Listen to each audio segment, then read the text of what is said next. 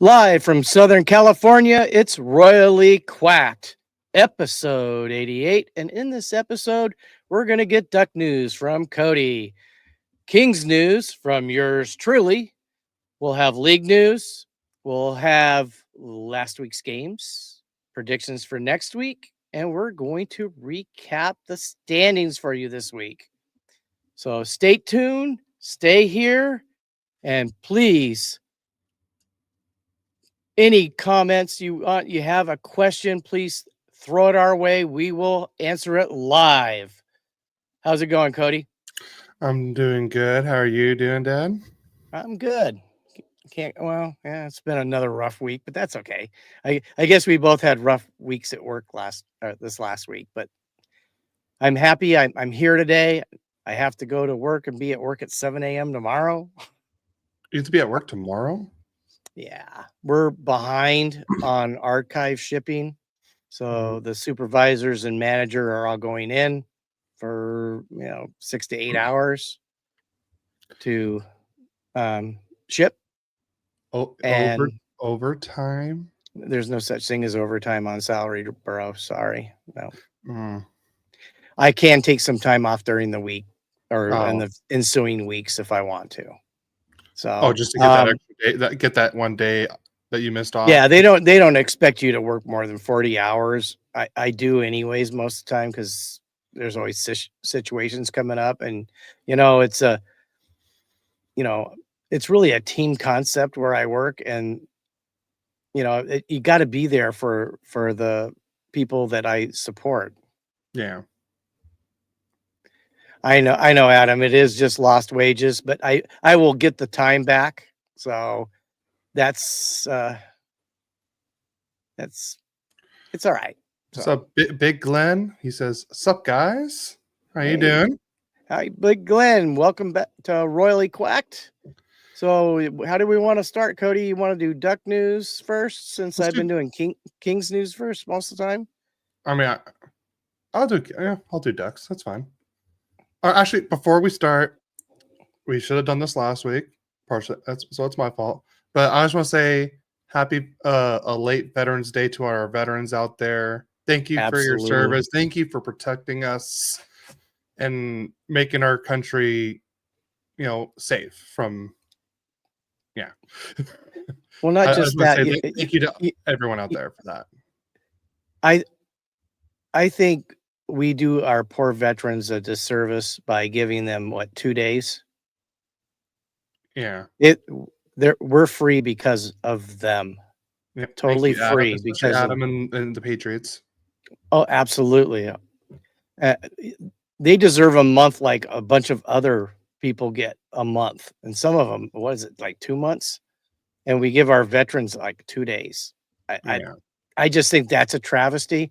It's not like there aren't other good causes out there, but this country was built, with the sacrifices from our veterans. So we should definitely give them more. And I hope that somehow, some way, the United States of America will realize that we do give them a couple of days, but it's not enough. If we're going to give different nationalities a whole month, we should give our veterans a month. So, amen. Hey, Adam, I think you got that should be something the government supports and pays you, and you get a month off. Mm-hmm. All you veterans, though, not just Adam. So, all right, let's go into the news, Cody. All right, so we'll get into Ducks news. So Leo Carlson was named the NHL's third star of the week last week with 5 goals and 4 assists for 9 points. So the Ducks players had back-to-back NHL player of the week. So we had Dostal being number 1 the week before, and then Leo Carlson this last week. So that's a pretty good week. Yeah, that's shocking that it's not a number 1 star for 9 points. Well, I think that's mostly because Nathan McKinnon had that 9-point weekend last weekend. Yeah, he had 9 points in 2 days. So he's incredible. Yeah, no, and I believe he was the number 1 star. So I was like, I get that. Also, Leo Carlson is the 5th fastest player to reach 25 points in a season at the age of 20 or younger in NHL history with 15 games played. Telling you what he's doing right now is amazing. And I got to tell you, the step up from that kid is incredible, Cody. I'm impressed with him totally. oh yeah, You me know, too. other than that 5-minute major, yeah, with quotes. Yeah, um, that was just yeah. We I, heard I what I said about that last week. I gotta say, the Ducks have been totally entertaining. I've, so this is about the month off. I've argued that point at every job I've ever been with. Yeah, I didn't want to interrupt Duck News Yeah, because I'm always interrupting Duck News. yeah, you are. And then last bit of Leo Carlson news. Leo Carlson, who at the age of 20 years old and 320 days, becomes the youngest player in franchise history to reach 100 career points, passing Paul Correa, who did it at the age of 21 years old and 109 days. Wow. So, Could yeah, could Leo Carlson become the greatest Duck ever? I mean, he's shaping it up to be. It's Well, looking great. well, let's see what happens. This is an exciting season. I'm hockey has been upside down this season in a lot of ways, and nothing what we expected, which is why they play the games because you would think they weren't ready yet, Yeah. but they're telling us a whole different story. Yeah. No, and just this whole new coaching system and everything, it looks like it's making everyone play better. I've been impressed. Yeah. And then the Anaheim Ducks have reassigned forward Sam Colangelo to the AHL affiliate, the San Diego Gulls, after he sat out as a healthy scratch in each of the last 5 games. So, I mean, I want to see Sam Colangelo up with the Ducks. But I know with Strom coming back, Granlund coming back. I know, spoiler alert. Um, and I mean Ross Johnson's been playing like better. I would say better. He does have his moments still, but I mean you can tell like he is definitely playing better this year than last year.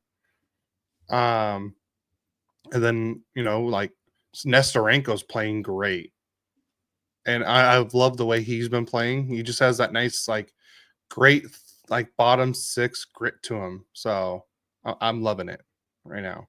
I mean, it sucks for Sam Colangelo, but he needs to be playing. Let him, get playing in the AHL. He'll probably get top 6 minutes there. Be playing, probably close to 20 minutes a game there, and let him get his scoring back. And hopefully, when he comes back up, when we need him, he'll be there and be playing well. So, and then next bit of news is Cutter Gauthier reached 100 career games. And I've never seen such a lopsided um, difference between his first 50 games and his last 50 games. Are you ready for the stats, Dad? I'm hanging by a rope.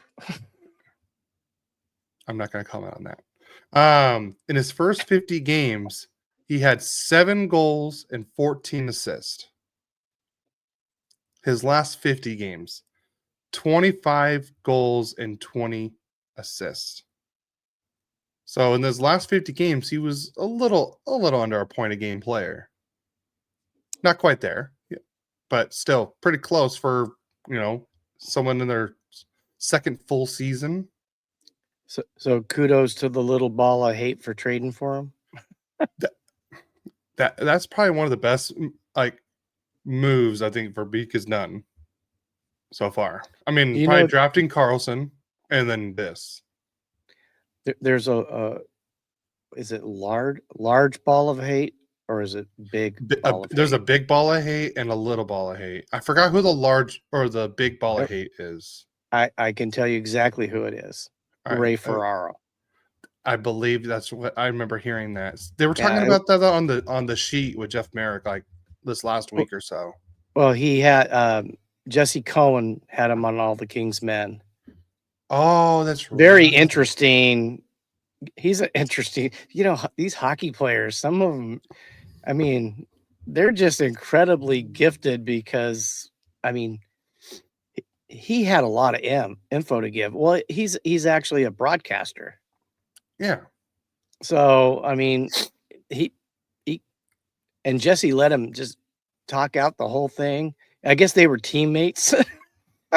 and he told him, he goes, I think they were rooming, and he would tell he told obviously the All the King's Men audience that, I might be the big ball of hate, but the little ball of hate is meaner than I am.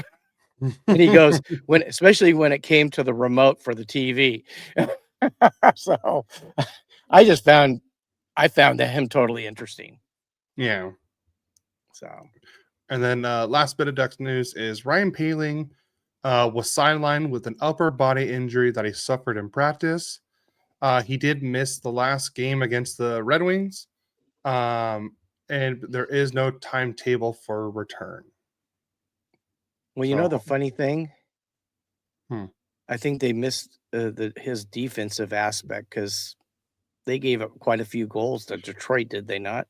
Yeah, I definitely noticed a difference. I mean, it was also, again, spoiler alert, Strome's first game back. That was his first game of the season, and he looked rough.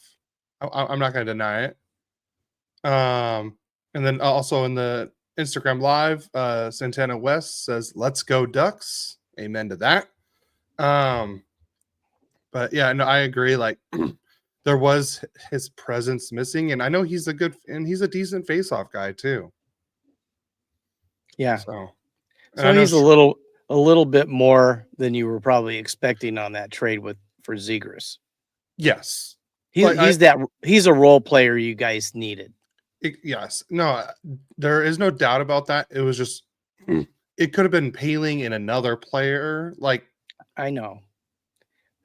We don't need I understand that there should have been more. All right, let's go on another rant about this trade. So, but no, but that concludes the Ducks news. Okay, on to Kings news. Kuzmenko benched. Thoughts, anyone? Oh my god, I should have had the dun dun dun. Yeah, you should have. He's had a history of being like really good or disappearing. And it seems like he's been disappearing, I think, this season more than he's been, that guy that helped the power play be one of the top power plays after the trade deadline last year. Maybe it's just, hey, dude, you got to get your game going. We'll see what happens with that. I'm curious to see what's going to happen. Is he going to get benched today against the Senators? I believe they're in Ottawa, right? Yeah, that nation's capital. I believe so. They're in Ottawa. So I know there's been a lot of news about this next part, but I'm going to tell you right now is Corey Perry melting the Kings fans' hearts right now? I mean, comes back from injury after 9 games. He was a point-a-guy player for a fourth liner. And I know, Cody, you had a lot of years of being a huge Corey Perry fan, and he does things that just not that many people do as well as he does. And he's 40 years old.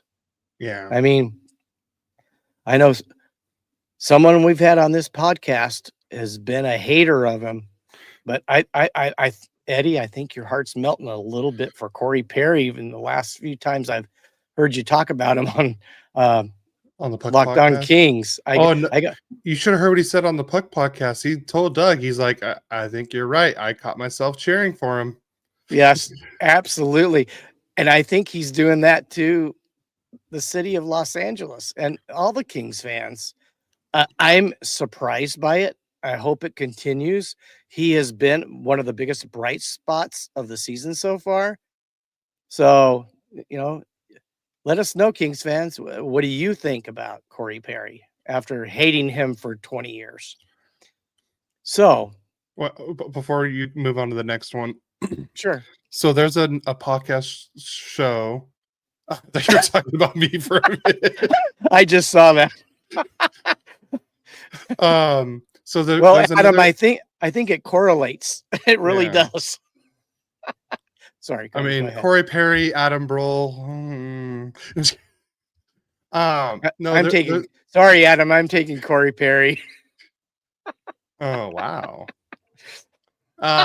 So there's another hockey show called What Chaos, and just after the Kings home opener, they did like a little like like a tour around the LA Kings store, and they got like not special treatment, but they got to like kind of make their own customized Kings jerseys.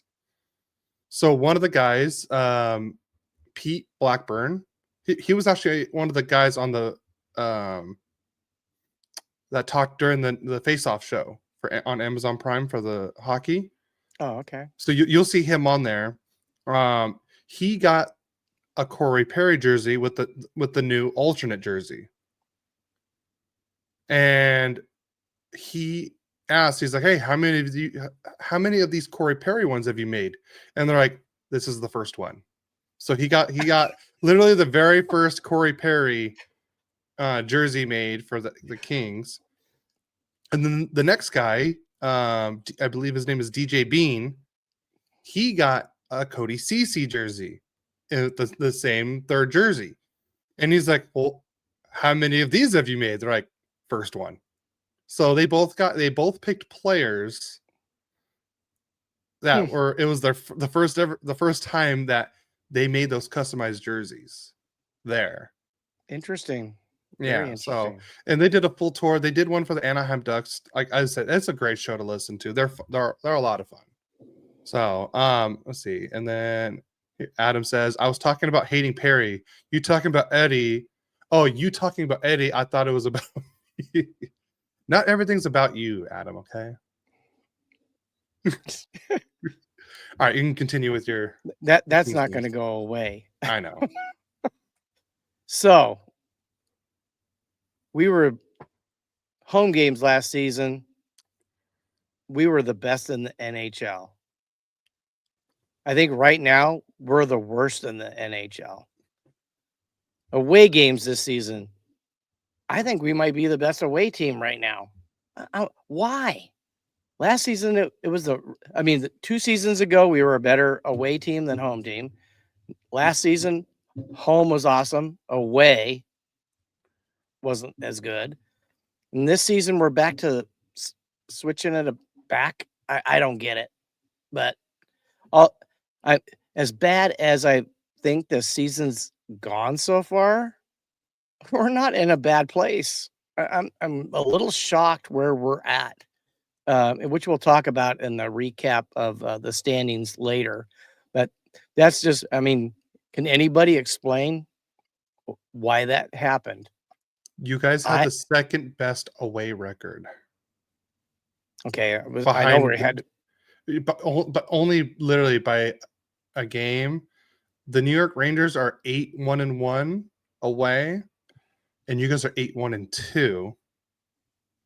Oh, so it's one overtime loss. Yeah, you guys have one more loss. But yeah, they can't win at home either. Yeah, they're one. You guys are 1-4-2 at home, and they're 1-6-1. But at least you guys have scored more home games in one game than they have done in like 8 games. That's weird. Yeah. Well, now to my next thing. Why are we waiting to sign Adrian Kempe? It's just going to cost the Kings I don't know. I got about what, $12 signs after that in my notes. So why are we waiting? I mean, other things also talking about Adrian Kempe. Supposedly negotiations are heating up. About time. I mean, come on, Holland, get your act together. And then I'm seeing all this news about teams wanting Brant Clark. And supposedly we're not interested in trading him.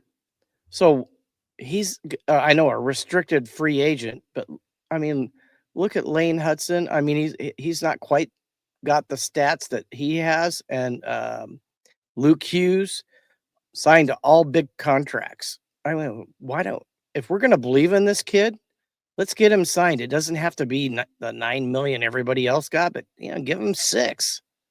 Yeah. Sign him. Let's sign him. And I don't know. You guys can in comments let me know what you think. I think we need to sign these players.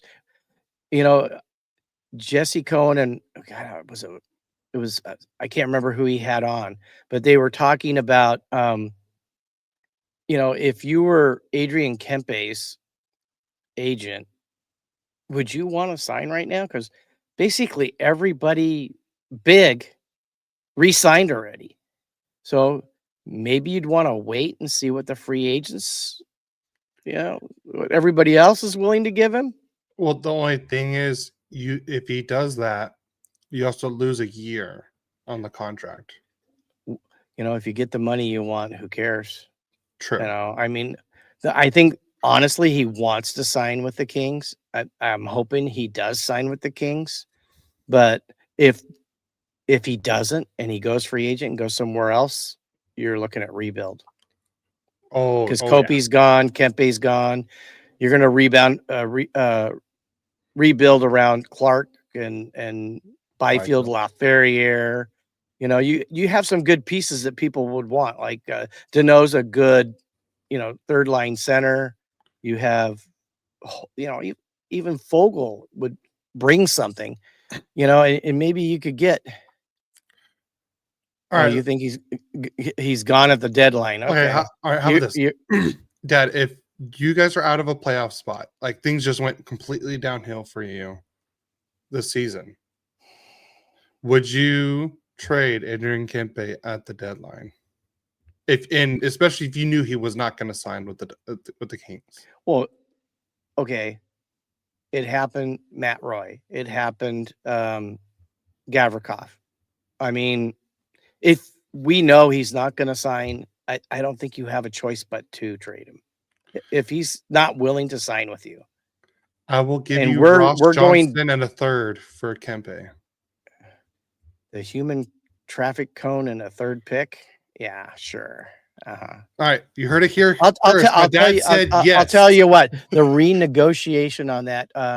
We will trade you Adrian Kempe for Leo Carlson and Cutter Gauthier. No.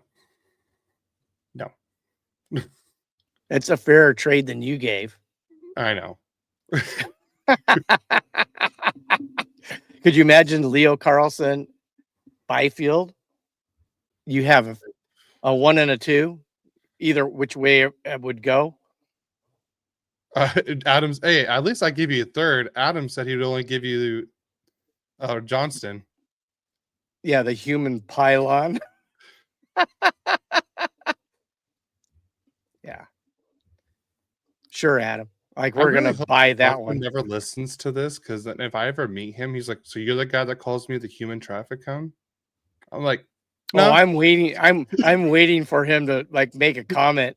If anybody ever tells him, yeah, you call him. It was him. Well, he calls him the human pylon. You call him the human traffic cone. Yeah, same thing in a way. Although the orange and the that's why I came up with it. And then, hey, Kevin, looking good, fellas. Hope you guys are having a good episode. It was a much better week than last week for the Kings fans. Yeah, that was true. Absolutely, very true. So, well, let's let's get off that and go to league news. Cody, you want to start it? You want me to? You start because it's your favorite former Kings player.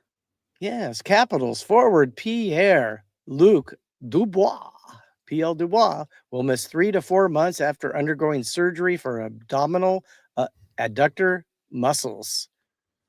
Those are core muscles, if you guys don't know. Yeah, we'll send you. I got a better trade. I'll send you a lot and Hellenius for Leo Carlson. Pass. So, anyways, you're that's a core injury. That's why it's 3 to 4 months. I mean, I don't wish any ill will towards any player. Was it all his fault? I'm not even sure. It was a bad trade for us, no doubt about that. I mean, he played well, I thought, for Washington. It was good for him, and Kemper was in the Vezina race. So I think it worked out. It all worked out okay.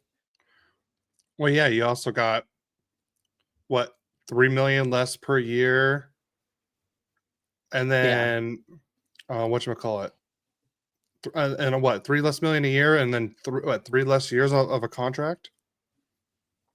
All right, True. someone Dusick 3805 says, any hypothetical trades between the two teams you'd be willing to make?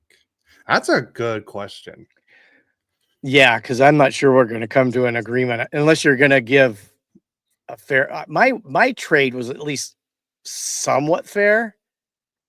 Yours was Oh yeah, a traffic cone and a third pick. Okay. How about this? Minty. Let's go Minchikov, Colangelo, and Leno, and a first-round pick for Kempe. Would you do that? No. Okay. Was that at least a better fair trade? That was way better than a traffic cone. Well, I know that one I was doing a joke on, but this one I was. But you're giving us a lot of defense, and you're giving us. Okay, how about this? All right, fourth line player. All right, Mintikov. We'll do Vetrano first, and Roger McQueen for Kempe. I think about that one. Much as I would love to have Roger McQueen, but well, you think about this. If say that it did happen and he became what they think he might become, you would have 1A, 1B centers at 6'5" and talented. Ooh, that could be dangerous. But what I would say for the first part of it, you guys would win that trade. Because one thing Kempe's better at than anybody you guys have is playing two-way hockey. Yeah. I mean, if anybody's close to being like Kopitar and being, that great defensive player, it's him. Yeah. So, and then again, that could set you guys another step above. Yeah. That would be interesting. I would think about that one. I'm not sure I would make that one. I like Kempe. I want to keep him. I think him, Byfield, Clark, some of these other guys are okay. Adam's making trades now. Solberg, Strome, prospect, and a second pick for Kempe and Doughty. That would be the fighter you guys need. Yeah. Not Kempe, but Doughty. I mean, I don't want Doughty's $11 million a year. Not Doughty, Doughty. Who's Doughty? He's on the Reign. Oh, okay. That's probably why I don't know. I'm assuming that's what he meant.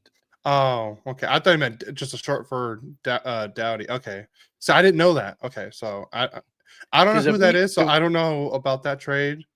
But I know Adam's a Ducks fan, so I know he probably wouldn't make a stupid trade for someone like that. Oh, Jacob Doughty, an AHL fighter. Okay. We also got other comments from Odin33356. Everyone's equal unless it's sports or singing, and everyone loves the same. He also put the clowns on the left, the jokers on the right, work together to sacrifice. Well, they actually did do that, didn't they? Yeah, and then dude said, "Ha ha ha!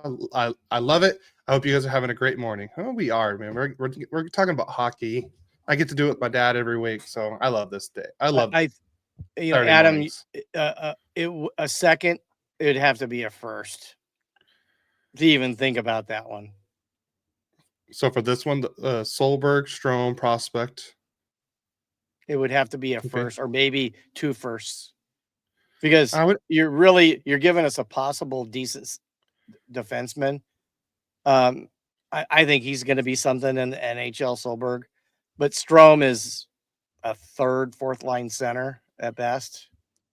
So, I mean, Kempe is a top 20 forward. Yeah. That plays defense and penalty kills. Oh, speaking of Kempe, I forgot who was. This was not me. I've heard it on one of the. I listen to too many hockey podcasts, but they were saying, can you imagine for Sweden at the Olympics, your top line is William Nylander, Leo Carlson, and Adrian Kempe. Oh, they're going to be a force to reckon with. That's a deadly first line. Oh, I totally agree. And 2/3 of it is Kings and Ducks. Yeah. I'm like that would actually be a very good line because Kempe is like he's probably like the good defensive player. I mean, I think Carlson's probably better defensively than Nylander is. But I mean, you got a play driver with Nylander and Carlson, and then you got the guy that can shoot the lights out with Kempe, and he can also play very good defense too. That's going to be a great if that line hits. Sweden can go pretty far. It is depending on the rest of their lineup, but that's a pretty good first line. Yeah, Sweden's always a threat. Yeah. All right, we should probably get back to league news. Let's go. Ryan Nugent-Hopkins will miss about a week with an undisclosed injury. They didn't say what, so we'll just say full body soreness, as Lou Amarello used to say. Okay. And the Colorado Avalanche have inked goaltender Scott Wedgwood to a 1-year extension valued at $2.5 AAV. He's playing great right now. I can tell you. Well, right now, if I had to tell you, I think the Avalanche and the power rankings would be number 1. Yeah. They look tough.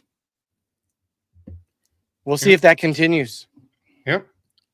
While forward, Marco Rossi is expected to miss at least a couple of weeks with a lower body injury. He's been trying to play through it since he initially getting hurt on October 18th, and that was per Russo. And I know Russo works closely with the Wild, so it's a really good source if it's anything Wild for sure. And if you want to knock out the next two, since they're kind of similar. Okay. We got, if you're a Montreal Canadian fan, we got a couple things here. Not good for you guys, of course.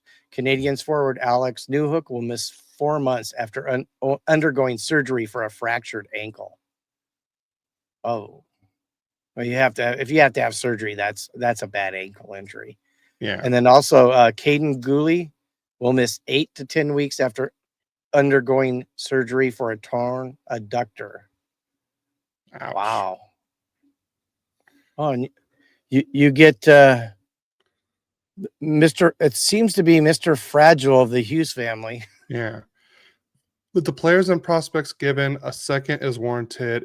If you want a first, less return needs to be given. I mean, I'm okay. I would say about a first. I would say is fair. I mean, we are giving them Strome on that this trade. Yeah, it depends on who the prospect would be. Like Roger McQueen, then we could talk. You're gonna have to throw. Well, if you want, it's probably gonna be more. But Devils forward Jack Hughes suffered a hand injury at a team dinner on Thursday night. His timeline of return is not yet known. Wow. All right, hold on. And Before we get to the last one, Deuce3805 says, anyone you'd like from the AHL to be called up to your respective teams? Personally, I can't wait to see Green Tree can do it for the Kings. Well, Green Tree isn't on the AHL yet. He's still playing in juniors. well, if Cody's scenario would play out where the Kings are, they're not going to sign him.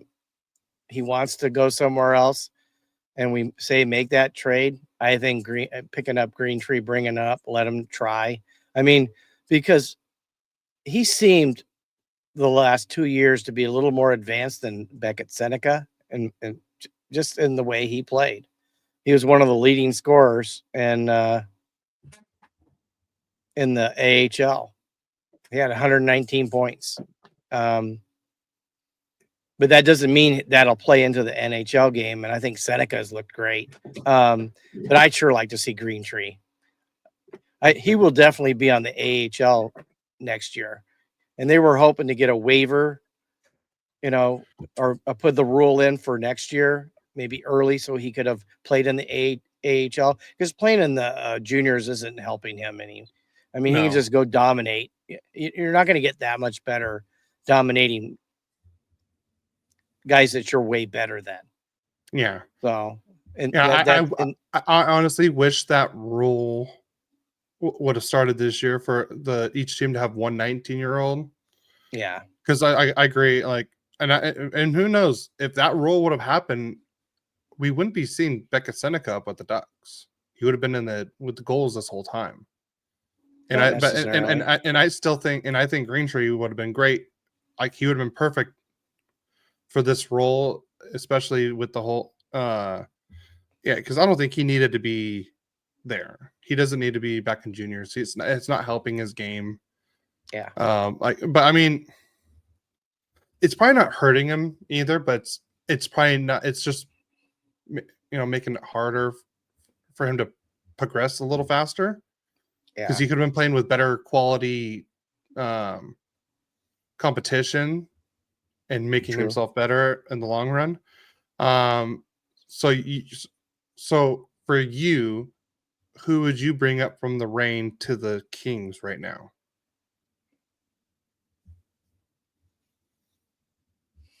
I'm not sure I would bring anybody up right now. I mean, is there someone scoring at will for the Reign right now that you would like to have up? Is there anyone that's like, he's definitely playing better defense than Cody Ceci is right now, or Brian Dumoulin? I don't know how everyone's doing there, to be honest. Well, Dumoulin's been playing better since they switched up, and then they put those two back together, and they've played better.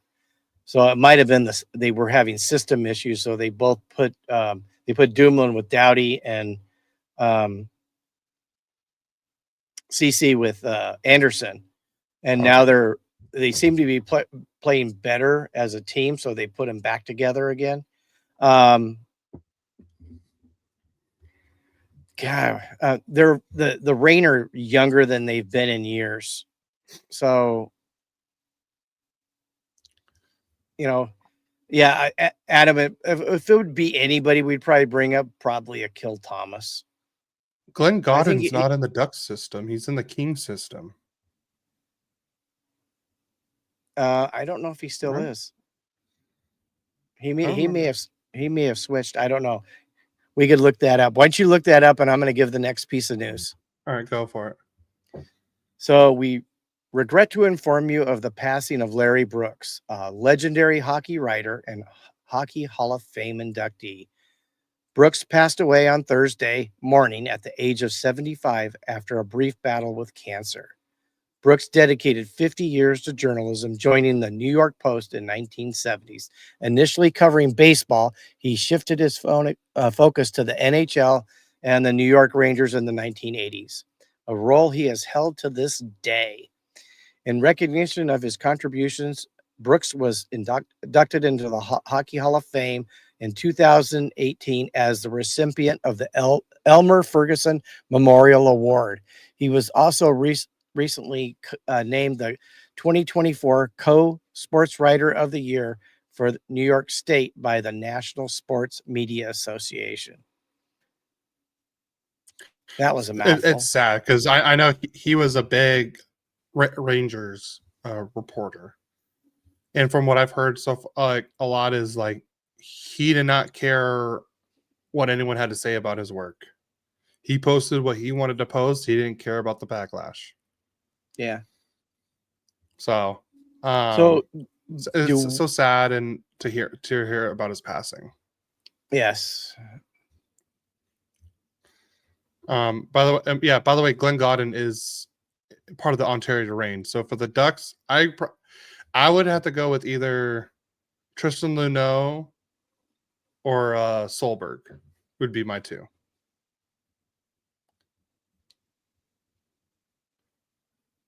He said, Serberg or Washi. I wouldn't mind Washi too. I forgot about him down there. Gaudin is gone. He wasn't there in the first place, Adam. Hey, you're the one that said he went for Ducks. All right, ready to get into game recaps? Let's do game recaps.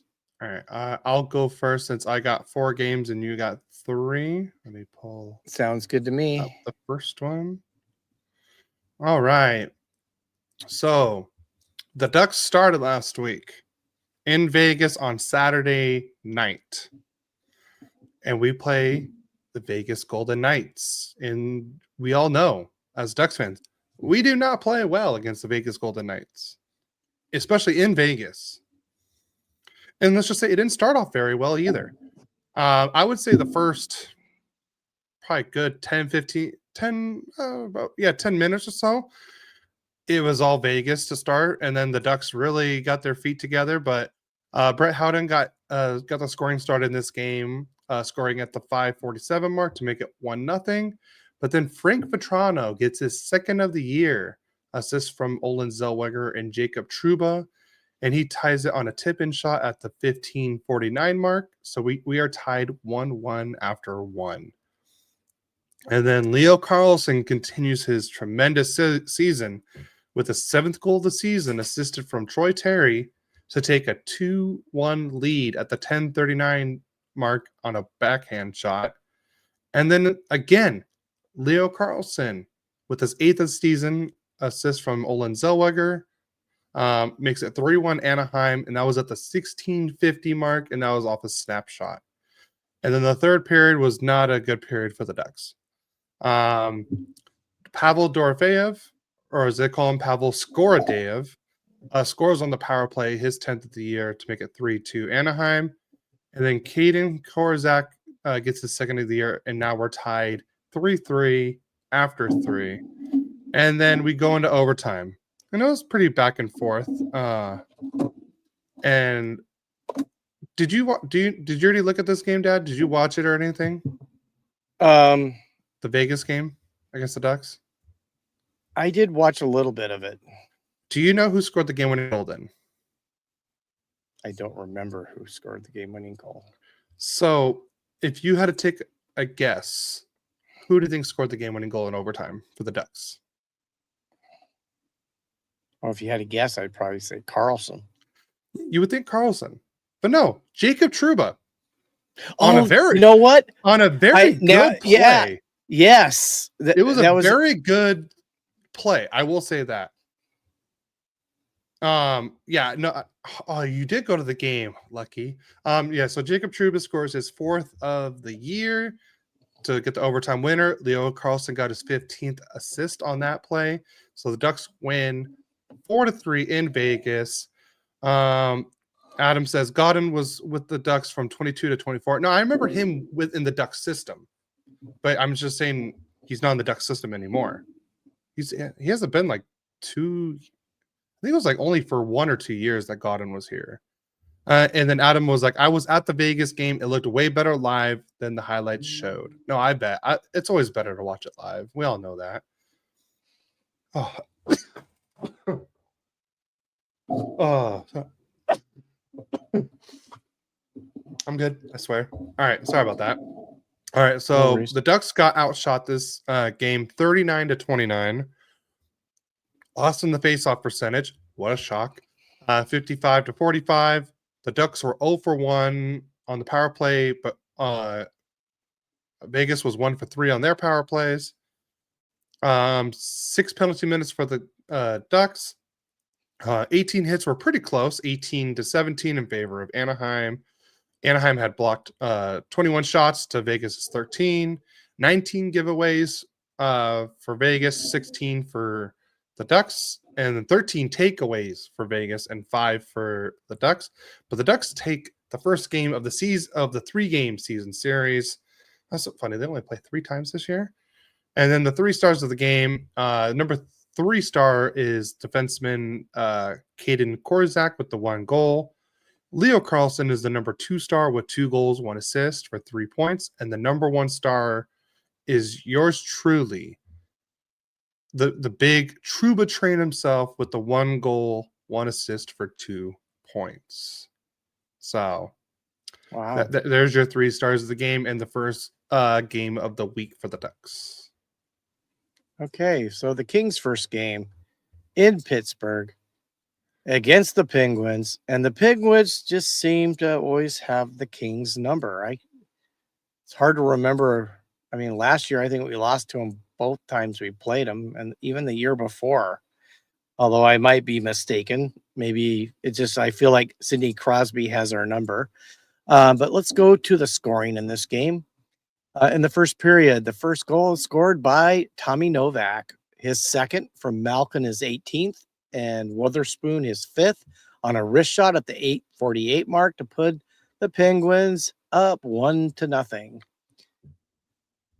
Just about 6 minutes and 10 seconds later, Anze Kopitar on the power play gets his second from Fiala, his 5th, and Corey the Scory Perry, his 4th assist on a wrist shot, tying the game 1-1. We go to the second period, and then again, it seems like it's like another back and forth. Anthony Mantha gets his 8th on the power play from Latanga's 7th, and Kuvunen his 2nd on a wrist shot to put the Penguins up 2-1. That's how the score ended after 2 periods, was 2-1 or 2-1 Penguins. But there comes Corey Perry with his 7th from CC, his 3rd, and Moore his 2nd on a wrist shot at the 4:49 mark, and we're tied 2-2. And then at the 11:52 mark, Kevin Fiala gets his 7th from Doughty, his 4th, and Laferriere his 4th on a wrist shot to put the Kings up 3-2. But that's how the final score ended. Kings 3, Penguins 2. The Kings were outshot 33-27. Faceoffs were 50-50 out of 54. Each of them won 27. And if you know that Crosby's one of the best ever at faceoffs, to be 50-50 with the Penguins is pretty good.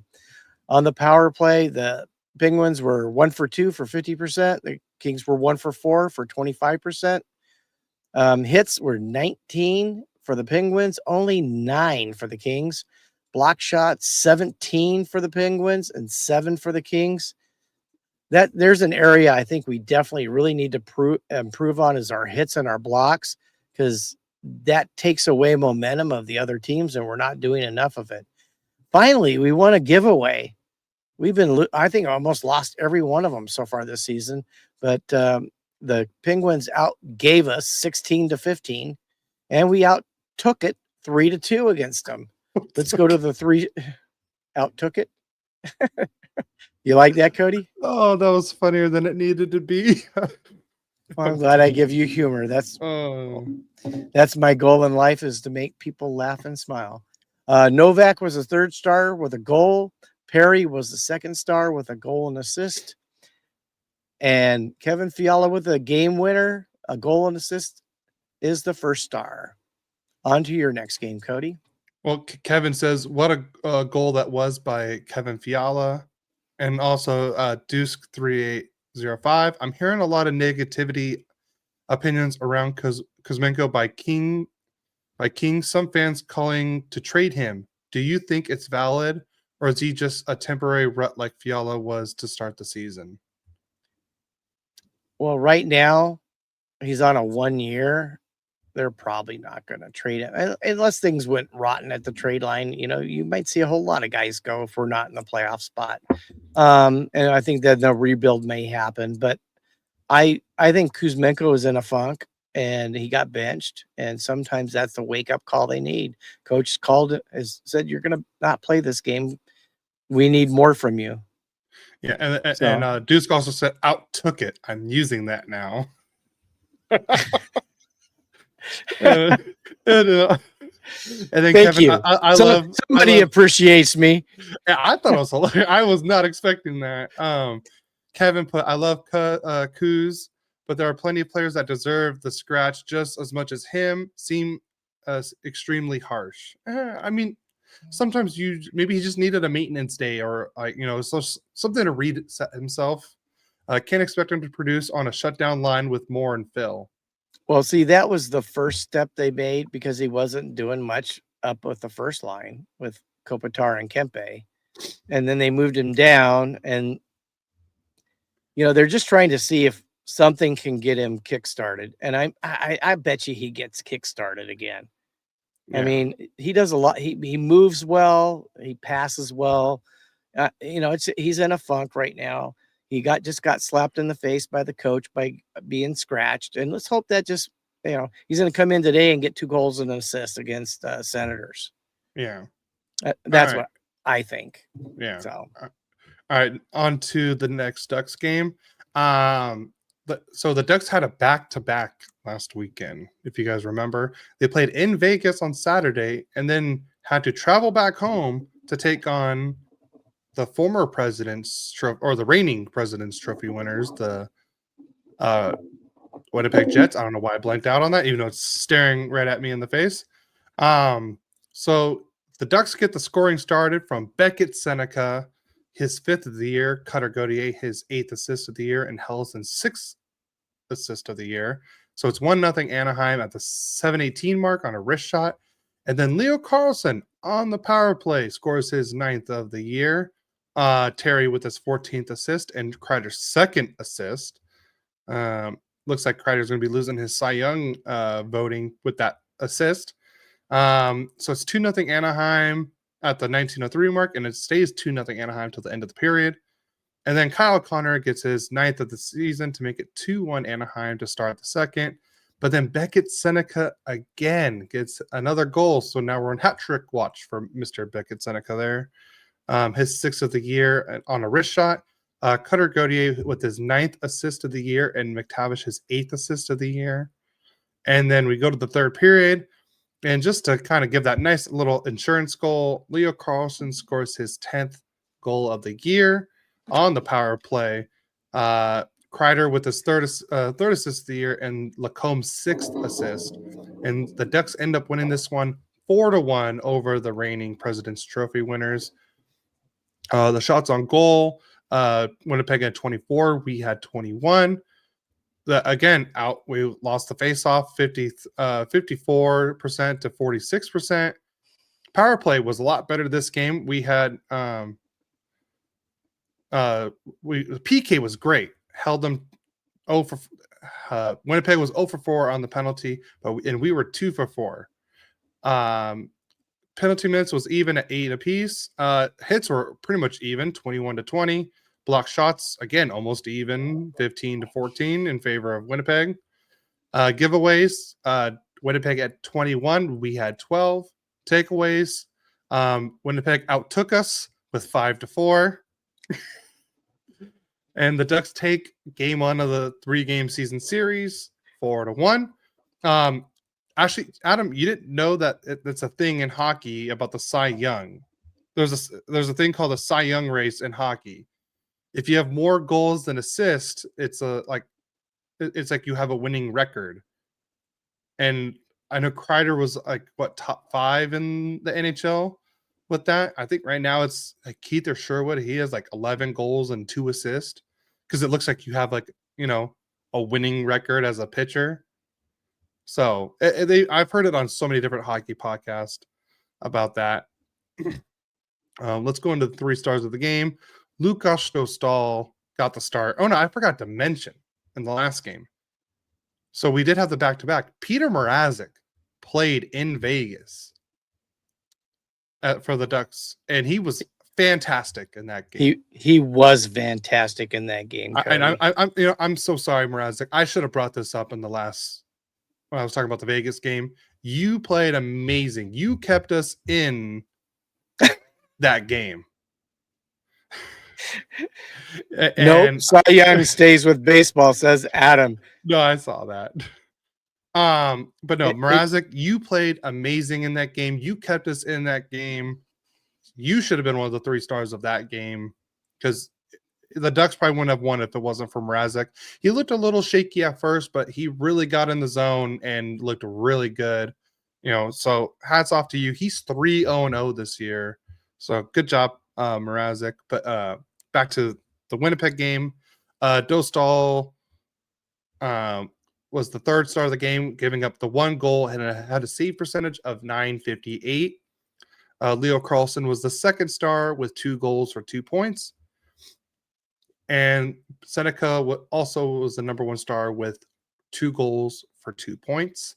And then Adam put, Peter looked like an all-star after the first period. He really locked it down. No, he did. I said he looked great in that Vegas game. So, and that is it for our second game of the week. Well, I got to tell you, I don't know if it's all Quenneville's fault, but the Ducks are fun to watch. So they weren't fun to watch last year. I mean, seriously. No. So from what I heard is like, yes, Quenneville is like the main person, but all the day-to-day stuff is all Jay Woodcroft and Ryan, I believe Ryan McGill. So like the two, so yeah, for 7 years, I agree. The Ducks are I. That's a good name. I like that. But yeah, it's a complete like night and day. Just watching this team, like last year, like sometimes I was like, I just want to turn off the TV, and now it's like what the hell is going on? Like, what I'm like, I can't keep my eyes off the screen when the Ducks are playing. And Deuce says, I hate that I'm enjoying watching Ducks games and Corey Perry play.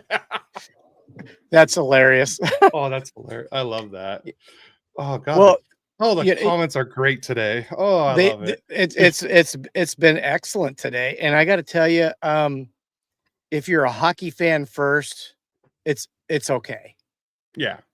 I mean, I watch not just the Kings and Ducks, but I watch hockey all the time. Yeah. I'll have the Bruins against, God, who are they playing that game? It was a Florida. That was a crazy game. Mom says she's even watching every game. Yeah, I got Victory Plus if she needs it on her TV now. Yeah, actually, I think tonight's. I watch probably 40 Kings games a year. I sometimes they're fun to watch too. If I got time, I try to watch the Kings if I can. I like I said, I just love to watch hockey, and I'm blessed. My the Dish Network does have the NHL app, or not app, but channel on it, and I watch that a lot. I watch On the Fly a lot. It gives you all the recaps of the games and stuff, and you get to see some really great plays by these hockey players. I mean, and it's so much fun, especially when they do these shots between their legs, and I don't even know how they do that without tripping over it. Yeah. Actually, real quick, we got breaking news. The Devil Star, Jack Hughes, is going to miss 8 weeks. Oh my! So what happened? It was Uh, eating surgery dinner or after something. yeah, it was after a freak accident at a team dinner. While you're doing your next game, I'm gonna try to look further into it. Okay. Adam says Coach Q is also giving these guys room to fix their mistakes. Before Q, they would get benched for a mistake, and this team is actually getting to learn on the fly and allowed to play. No, I've heard that, and I agree. Like there may I think was it I know Seneca got benched for like the rest of a period one time, and then the very next period, I think he put him down to the fourth line, benched him for like a period or half a period, whatever, and then like the very next period, um, was right back on the line with McTavish and Cutter. So, like I said, that's I'm okay with that. You know, bench him for like a period or whatever, but like let him get back out there and fix the mistake. And also, Ducks are but Kopitar is one of my all-time favorite players, and kid just can't stay healthy, man. Hopefully, he didn't slice a tendon. I'll try to look it up while you're doing your next game right Well, now. it's funny you said that. Kopitar is one of your favorites. I got an Anaheim Duck. It's one of mine, and I think it's probably a lot of people's. Is Timu Solani. Yeah, He is such just an incredibly great hockey player. I don't know. He hasn't been. He's in the Hall of Fame, is he not? who? Solani. Oh yeah, him and Korea got inducted during the same year. Yeah, I just drew a blank on that one. And then not just that, he's just a super great human, and and he just loves life. And how can you not like a guy like that? I mean, Yeah. one of my favorites, and I actually have a jersey, and it Yeah. was thanks to Cody because he asked me, what I'd want. I go, I want a Solani jersey. Yeah, and then Ducks all right, but McTavish got benched last game for the whole third, but he had a rough go that game. No, I believe he did. I will reveal we're that getting. Korea is one of my favorite, one of my favorites of all time too. Oh, so are we having confessions on Royally Quack today about, other teams' players we really, really like? Okay, so That's nice. I love to hear it I because mean, you guys are hockey fans. That's what yeah, hockey no, fan can. Sidney Crosby. I love Sidney Crosby. Nathan yeah. McKinnon's fun to watch. And if you've never seen McDavid play live, and you Oh get my kind of god, close yeah. to watching him play live, you would be amazed at how fast he is. Oh my God. So, well, we're off on a totally new. Yeah. Okay, Adam's even confessing. Kelly Hurdy is why I Well, wear why we're 32. 32. I did not know that, Adam. So, Oh, that's awesome. I'm going to get to my next game before we go too crazy and get off on a total tangent here. crap. Too late. It's recorded now. Oh, it's funny. Welcome to Confessions, a royally quacked episodes where everybody can confess. So every week, do we need to have like a new segment called Confessions Corner or something? On Royally Quacked, or how about this Cody's Confessions or Confessions with Cody? Just trying to keep the C and C thing, but we'll work on Okay. that later. Okay. Go ahead. So on to Montreal, where the Canadians and the Kings got together. And the Canadians have been playing really well this season. They're one of the surprises. I mean, not a big surprise, but a surprise. Let's go to the scoring. In the first period, just what are you laughing at now? Oh, we got a whole lot of other things. Penalty box confessions. Sorry. That's it. That's it. Adam got it. He nailed it. And then oh yeah, go ahead and finish, and we'll get back to these comments. Josh Anderson scores his second just before the end of the first period from Hudson, his 13th assist, and Evans his second on a snapshot. And after one period, Montreal 1, Kings nothing. So we go to the second period. Joel Edmondson finally gets his first from Brant Clark, his sixth, and Kopitar, his seventh, on a slap shot at the 117 mark. And we're tied 1-1. Then Quentin Byfield gets his third from Edmondson, his seventh, and Kempe, his 12th, on a snapshot at the 417 mark to put the Kings up 2-1. Kevin Fiala gets his eighth from Alex Laferriera's fifth, and Quentin Byfield is 11th on another. Boy, it's a snapshot kind of day. It's 3-1 Kings. They're making it snappy. And that's how the second period ends. And then Joel Armia gets his third unassisted at the 11:08 mark to put the Kings up 4-1. Joel Armia has been a little bit of a surprise. I thought he was just more of a defensive guy, but he does have, he's made some awful good offensive plays for the Kings this year. Him and Deneau, when we picked up Deneau, I just thought he was another defensive guy, and he proved to be a lot better than I thought he would be. So back into the third period, Warren Fogle gets a second on an empty netter at the 15:32 mark, put the Kings up 5-1, and that's the end of the scoring. We go to the shots on goal. Kings beat 26, Canadians 22. The Kings won the faceoffs 51-49. Both teams were 0 for 3 on the power play. Hits, Canadians 21, Kings 10. We got to pick that up, guys. We won the game. We need to pick up our hits, and we need to pick up our block shots. But we actually did win the block shots again for one, maybe the second time all year. 16-15. Giveaways is what killed the Canadians, 18. The Kings only 9. Takeaways, the Canadians 6, the Kings 3. Let's go to the 3 stars. And the 3 stars are Armia with a goal. A second star is Kopitar with an assist. And the number 1 star is Quentin Byfield with a goal and an assist. So we can go to those comments now, Cody, before we go to your next game. All right, Deuce, I went to all the Kings playoffs game, and it was hard not to admire what McDavid did to the Kings. And then he put last year, and then also put Armia's last goal was cold, and I hope to see more of it. Cold. I've heard cool before, but not cold. I like it. I like the cold thing. Yeah. That's cold, baby. That's cold. All right. So now we move on to what a lot of people were calling the game of the year, an early game of the year, where it was the red hot Anaheim Ducks versus the red hot Colorado Avalanche. And this is the game where we were going to see, are the Ducks legit, or are they just frauds, or are they actually going to be, not contenders, but like playoff bound?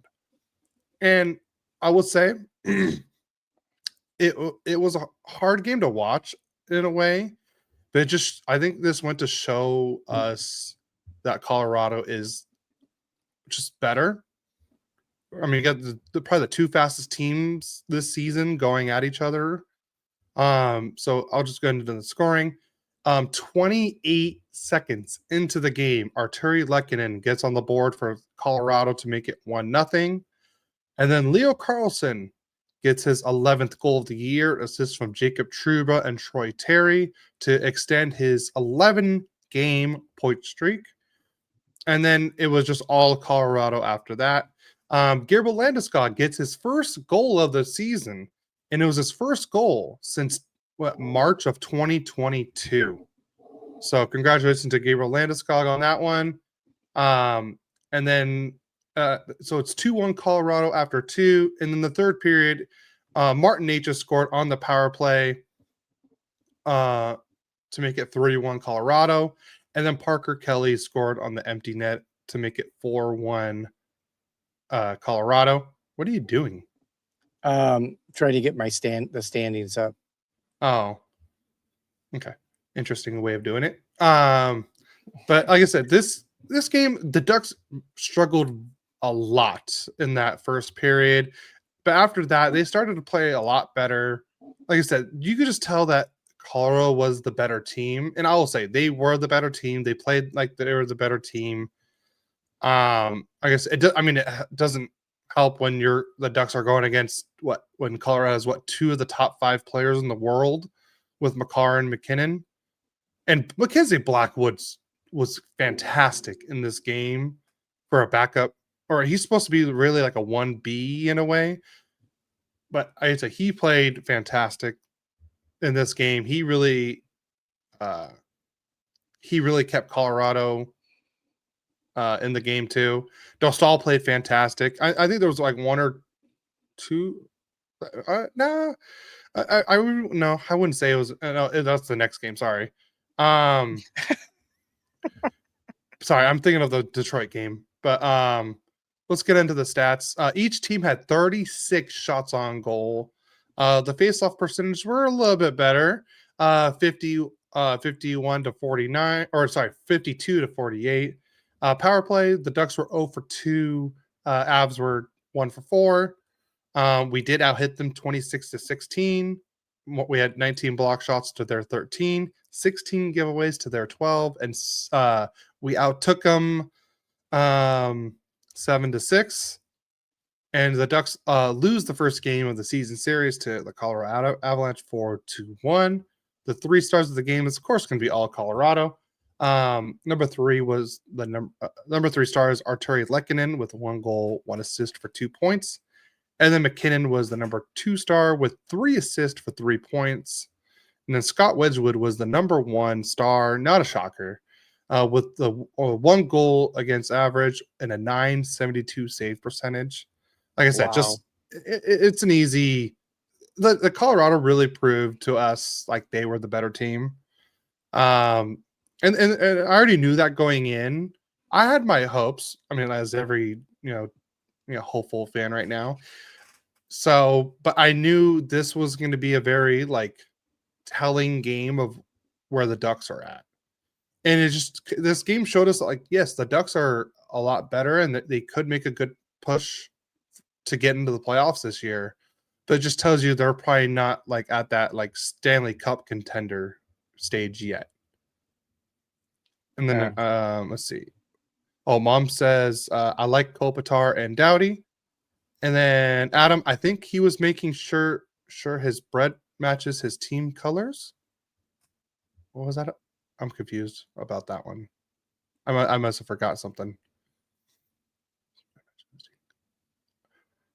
And then Dusk asks, what changes do you think the Ducks need to make when they meet the Avs again? Kidnap McKinnon. Yeah. I would just say, one, we can't be taking the stupid penalties. I believe we had, let's see. I mean, it's just, yeah. Oh, the Cone one for the 2 minutes on the goalie interference. We can't be doing the delay of game puck over glass. We got to keep them away from their power play. Beard, Garrett, messing with when you're playing with your standings thing.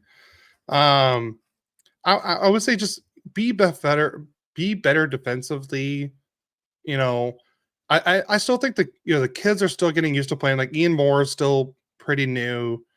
I just think overall, like we need our offense to be a little bit better. So those not really much of changes. Just I think just more growing as a team and getting better is what the Ducks need in that kind of situation. So you can go on to your last game. Well, the last game we go to Toronto. What? Dun dun dun. Dun dun dun. And I guess fortunately for us, no Austin Matthews. So that really didn't help in the first period for us because Bobby McMahon scores his 5th unassisted on a wrist shot at the 8:06 mark, 1-0 Toronto. Then John Tavares, who seems to be, he took the number 1C spot and he gets his 10th from Ekman Larson, his 10th, and Nyes his 16th. at the 16:39 mark on another wrist shot to put Toronto up 2-0 after the first period. In the second period, looks like Warren Fogel's starting to get out of the funk he's been on all season. He gets his third from Doughty, his fifth, and Anderson his third on another wrist shot at the 6:51 mark, and it's now 2-1 Toronto. Kevin Fiala gets his ninth from Byfield, his 12th, and CC his fourth to tie the game 2-2 on another wrist shot at the 15:41 mark. But John Tafara strikes again late in the second period and gets his 11th from Nylander, his 17th, and Nyes his 17th. Hey, we finally got a backhand shot, something different, at the 17-16 mark to put Toronto up 3-2. And that's how the second period ended. Then the kid with the new contract this year, Alex Laferriere, gets his fourth from Clark his seventh and Dumoulin his second on a tip in to tie the score 3-3. Then that's how it ends in the third period. But we go to the overtime, and finally, 35 seconds in, Byfield wins the game with his fourth from Doughty his sixth and Kempe his 13th. Kings beat Toronto 4-3. Let's go to the stats.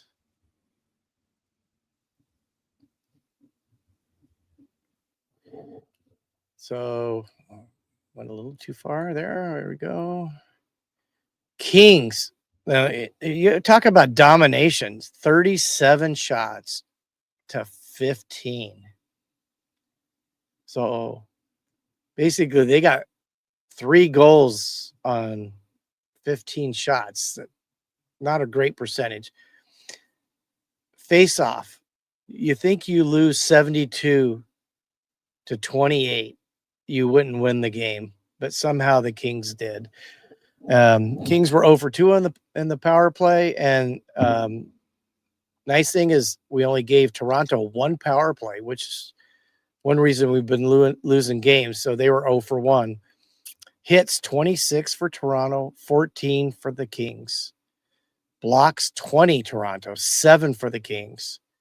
Giveaways tied at 18, and we won the takeaway battle 3-2. Let's go to the 3 stars. I can tell you without looking who the number 1 star was.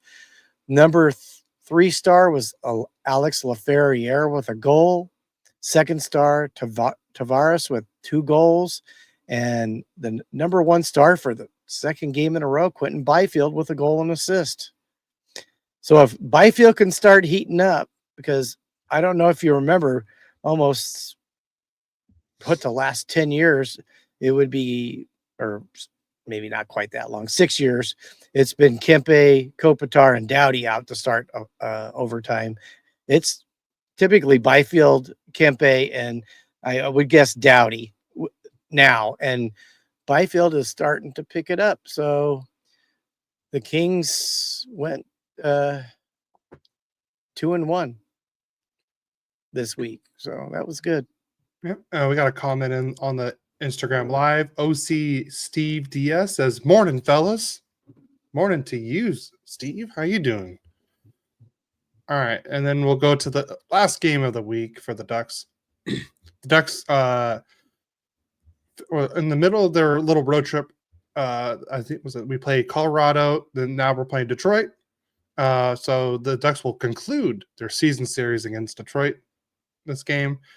I'm gonna just go right into the scoring, but Mort Seider gets his second goal of the year on the power play to make it 1-0 at the 5:57 mark.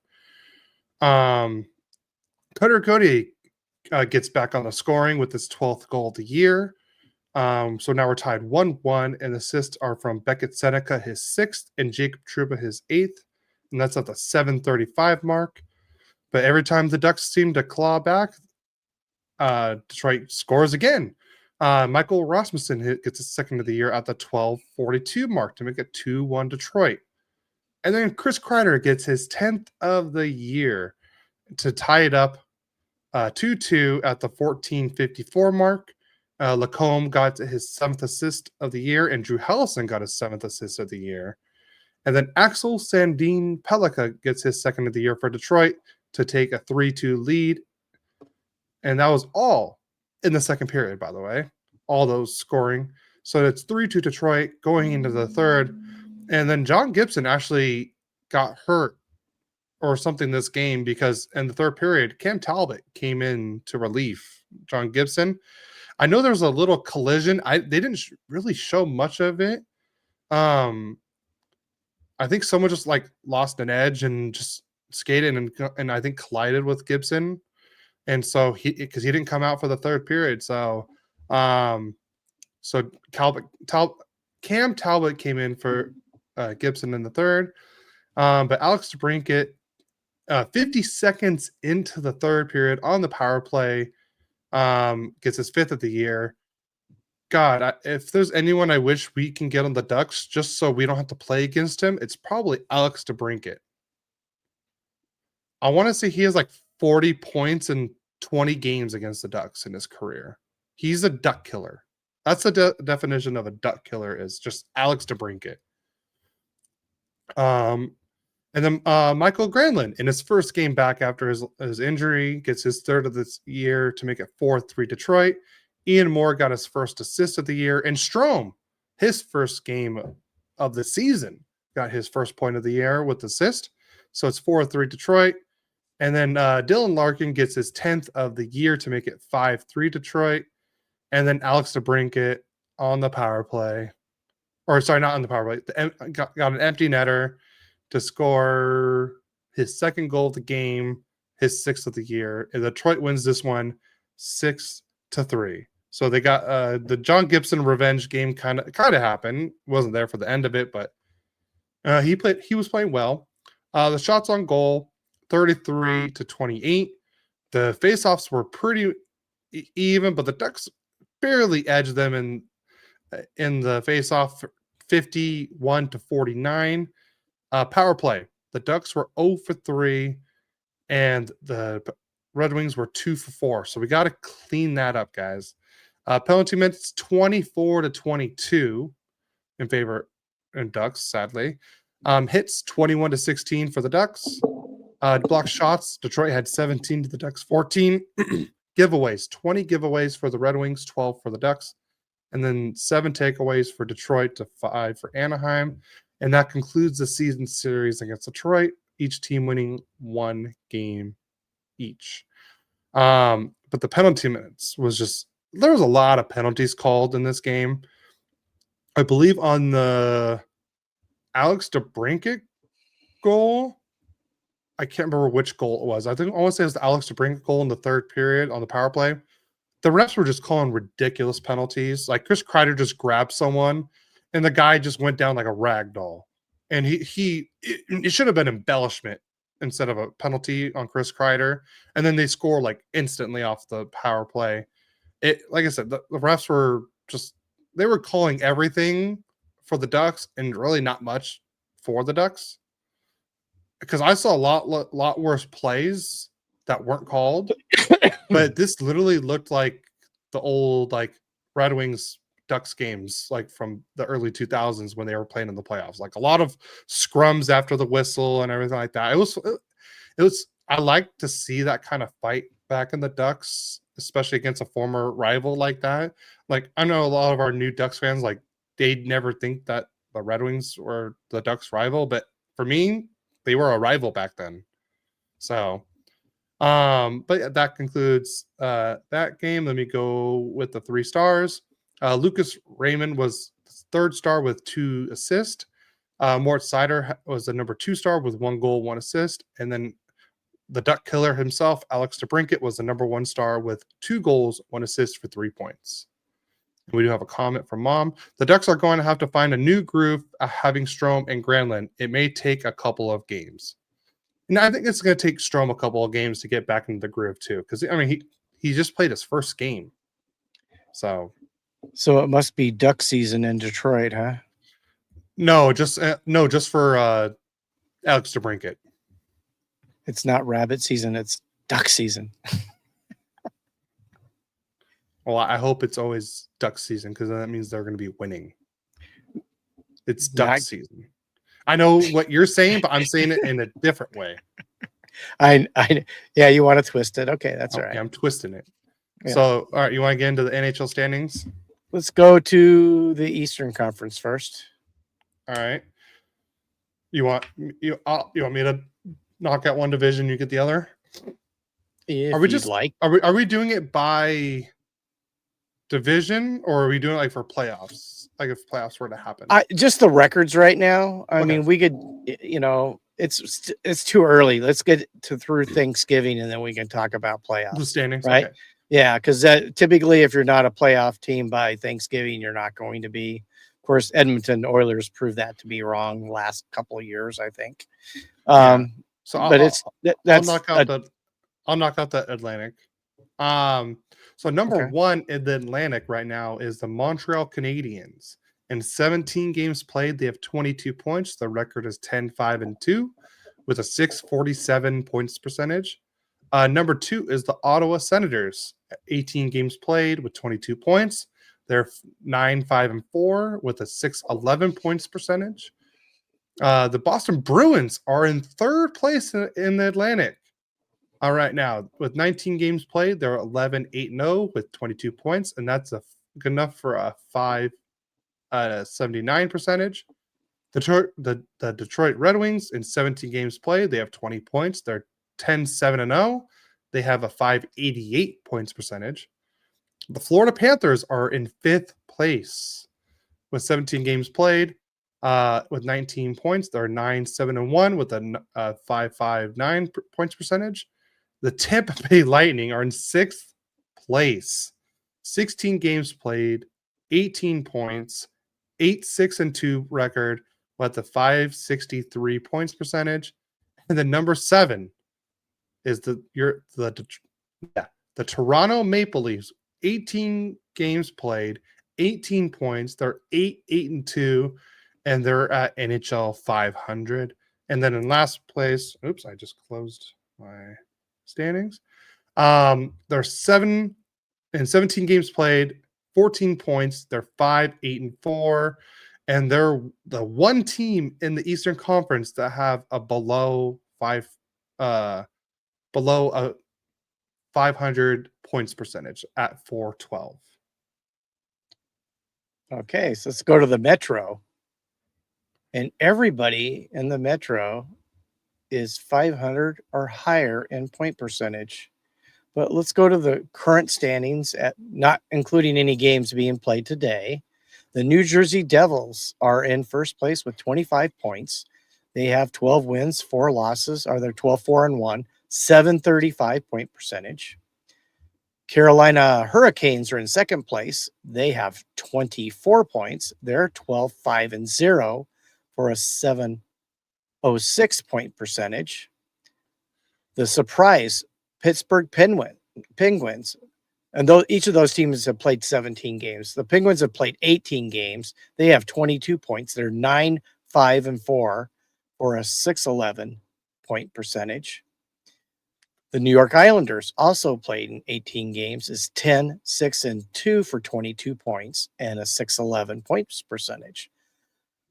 The Philadelphia Zegresses are played 17 games. They're 9-5-3 for 21 points and a 618 points percentage. The New York Ducks have played 18 games and they're 9-7-2. No, they can't be the New York Ducks because there's no former Ducks really playing on the team. I know, but I just thought I'd throw it because you're going to say the Anaheim Rangers. No, it's the New York Ducks of Anaheim. New York Ducks of Anaheim. There you go. And the Rangers have a 556 point percentage. The Columbus Blue Jackets in 17 games are 9-7-1 for 19 points and a 559 point percentage. The Washington Capitals, 17 games. They were number 1 in the Eastern Conference last year. They're 8th in the Metro, but they're at 8-8-1 for 17 points and a 500 points percentage. The East is obvious. We're obviously the West is getting beat up by the East, obviously, Yeah. We'll because go they only into have the one team under 500 in the whole East. conference. Yeah. Yeah, in the Uh, Eastern Conference. So All right. We'll move into the Central. Colorado's number 1 in the Central. 18 games played. They're 12-1-5 for 29 points with an 806 points percentage. Dallas Stars are in second, 18 games played. Sorry, with the record of 11-4-3 for 25 points with a 694 points percentage. The Utah Mammoth are in third, 18 games played, 21 points, 10-7-1 record for a 583 points percentage. The Winnipeg Jets in 17 games, 20 points, they're 10-7-0 for a 588 points percentage. The Chicago Blackhawks are in fifth in the Central. 17 games played. They're 8-5-4, 20 points with a 588 points percentage. The Minnesota Wild, 18 games played. They're 7-7-4 for 18 points, and they're NHL 500 in points. The St. Louis Blues, 18 games played. They're 6-8-4, 16 points, and they're below NHL 500 at 444. And then the Nashville Predators are in last in the Central, 19 games played, 6-9-4, 16 points for a 421 points percentage. now to the Pacific. The Anaheim Ducks have played 17 games. They're 11-5-1 for 23 points and 676 point percentage. Get this. Whoop, whoop. Southern California 1-2 in the Pacific. The Kings 18 games, 9-5-4, 22 points for a 611 point percentage. Then the surprising Seattle Kraken in 17 games, they're 8-4-5 for 21 points for a 618 points percentage. Then the dreaded and hated Edmonton Oilers in 19 games are 8-7-4 for 20 points and a 526 points percentage. Then I'm not going to say what I want to say, but the Golden Knights, 16 games, 7-4-5, 19 points for a 594 points percentage. And the surprising San Jose Sharks in sixth, 18 games, 8-7-3, 19 points, a 528 points percentage. Then the Vancouver Canucks in 19 games are 8-9-2 for 18 points and a 474 save percentage. Then probably I think the worst team in hockey right now is the Calgary Flames. 19 games, 5-12-2, 12 points, 316 points percentage. Wow. Those are the standings in hockey right now. Very surprising. There's a lot of teams, and I'm sure no one expected the Kings and Ducks to be, or the Ducks and Kings actually to be 1-2, and the Kraken 3. Yeah. I can't say I'm surprised that Colorado is doing as well as they are. Yeah. But I mean, the Edmonton Oilers, they're either up or down right now. I mean, I guess they're going to have that same slow start and hopefully not beat us in the playoffs this year. They'll make it to either second and third, and then somehow still play the Kings in the playoffs in the first round. Yeah, we'll see. All right, And who knows, Cody? Who maybe your prediction might come true. We'll see. Dusk asks us, any plans to go to any of the upcoming Kings versus Ducks game at the Honda Center? It's the Pond, by the way, or Staples Center. It would always be the Staples Center to me. We both agree with you on the Staples Center one. Yes, and I agree with you on the Pond too. Yeah, I don't know. I know they have a game on Black Friday. I can't go because I have work, sadly. So yeah, I can't go to that one. And I know they have like a home and home coming up. Like I think it's January, right? Is it in January? Let me see. And we got to think about getting to it's got to be a weekend. I work like 12 to whenever time I get off. So it's hard to go to any games during the week. So for me. So, but I want to get to a Ducks Kings game. We always have a good time going. So on December 27th, they play. The Ducks play in LA, but I can't do that one because I'm on call that weekend. And then they have a home and home, like literally back-to-back games. On the 16th, they play. The Ducks play in LA on Friday, the 16th in January, and then on Saturday, it's home at the pond for the Ducks against the and Kings. what time is that game? The Saturday one, Yeah, 7. we need to go. Let me double check to see if I'm on call that weekend. I Yeah, don't think I'm on call. check it out. Let's get some tickets for that one. I wish I Okay. could go to more games. If you Yeah. get to go to a lot of games, I'm jealous. I mean, I do enjoy watching them, you know, or even listening. And Yeah. I got to say, I think Emerson Edom has actually totally improved his whole broadcasting part for the Ducks. I could actually, I enjoyed listening to him the last time I listened to a Ducks game. So, Huh. And then yeah, so we're gonna try and make it to one of those. That's the January 17th game, and then Ducks RI said if one of Vegas or Oilers miss, I'd be fired up. I agree with both. I hope both of them missed, kind of.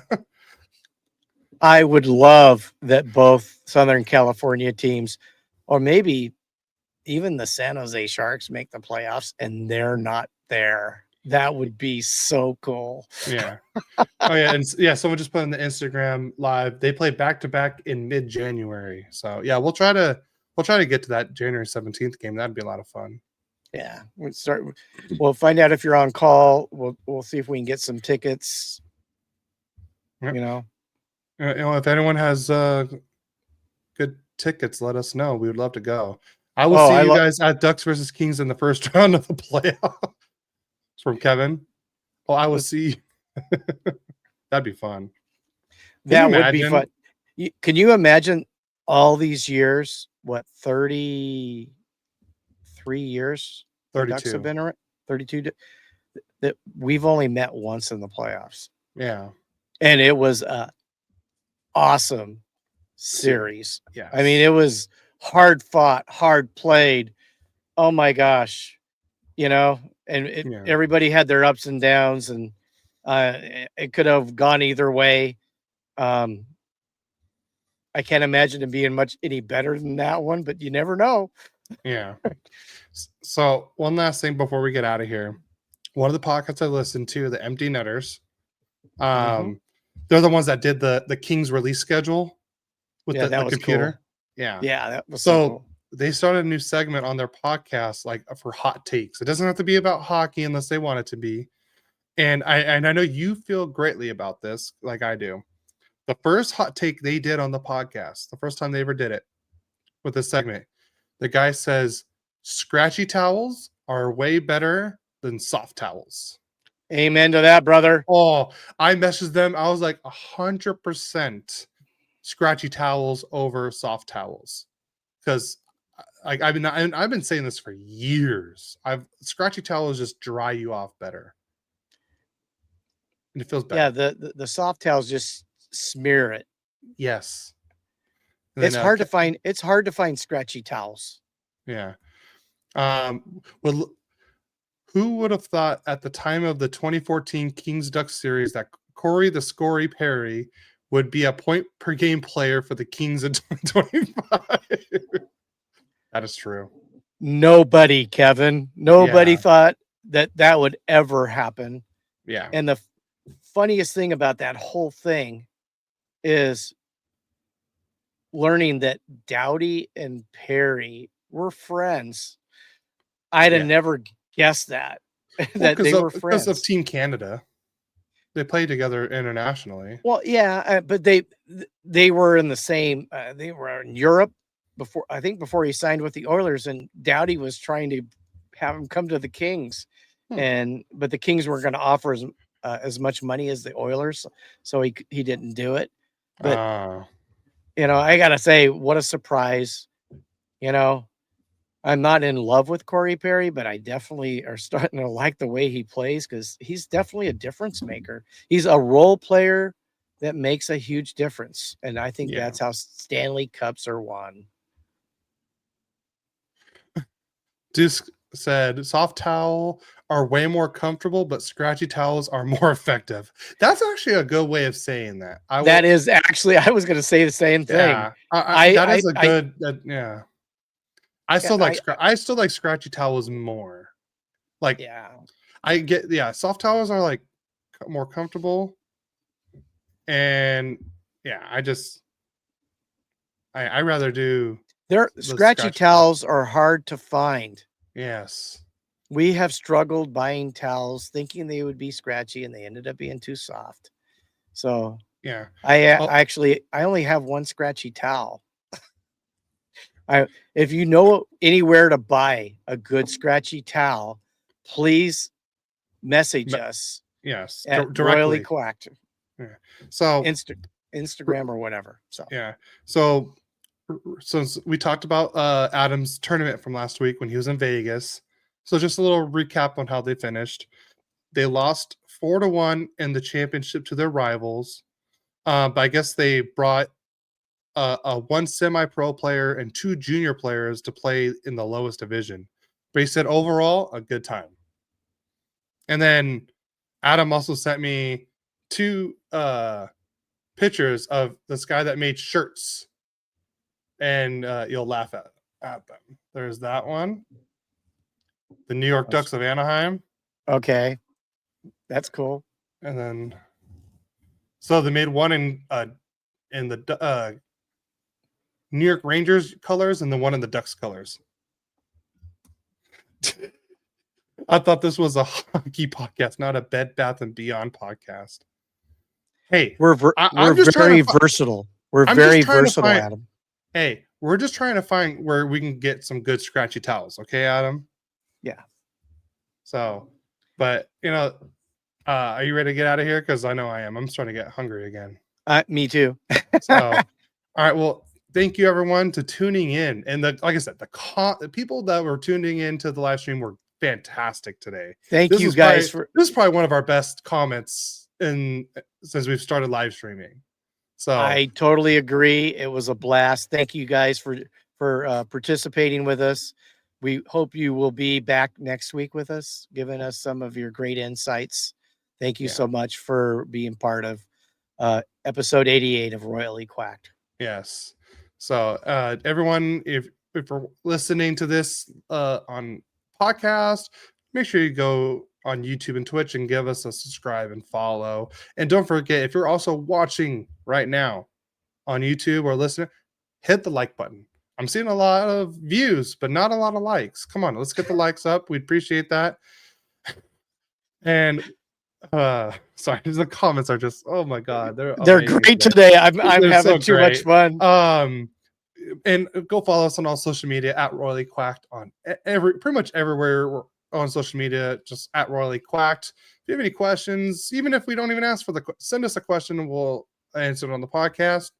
God, today was so great. Like I said, don't forget to hit the like button, hit subscribe, tune in every week at 10 o'clock a.m. Pacific Standard Time. We will be here live for you guys, unless otherwise stated. The mom, real quick before we get out of here, mom says a lot of washing to make them scratchy, and then also stay dry out there, boy. Thank you guys. Especially with the rain right now. So especially I want the scratchy towels even more now. And Amen. then Adam says, "You're welcome." So again, before we get out of here, thank you to all our veterans who have served and protected us here. Where are our jerseys? I'm working on that still, okay? I'm working on it. Remember, you're remember the ones that we were gonna make for Royally Quacked. So we're working on a little. I want one. I want one too. So we're working that out. Trust me, you're gonna be the first person I hit up for that. So, amen. But I'm hungry, so I'm ready to get out of here. So thank you everyone for tuning in to episode 88 of Royally Quacked. Hopefully, we can make episode 89 as much fun as we had for this one. So Yeah, it was a blast. It wouldn't be this way without you guys. And then my buddy AJ, we're supposed to meet up with them for brunch after this. He's like, "What's for brunch?" So and then Duke said, "I'm getting one for the Puck Podcast, and I'll get one for you guys too." I know I have to get a Puck Podcast one too. They're great over there. Shout out to Eddie and Doug over there at the Puck Podcast. As soon as we come up with the jersey and everything, I'll put it out there on social media. So be ready for that. I want a chaos on the back with the C on the front. Oh, that's actually pretty. That's Captain of Chaos. I understood that reference. So, before we get out of here, you have anything else to add, Dad? Go Kings, go! All right, let's go Ducks. We'll see you next week.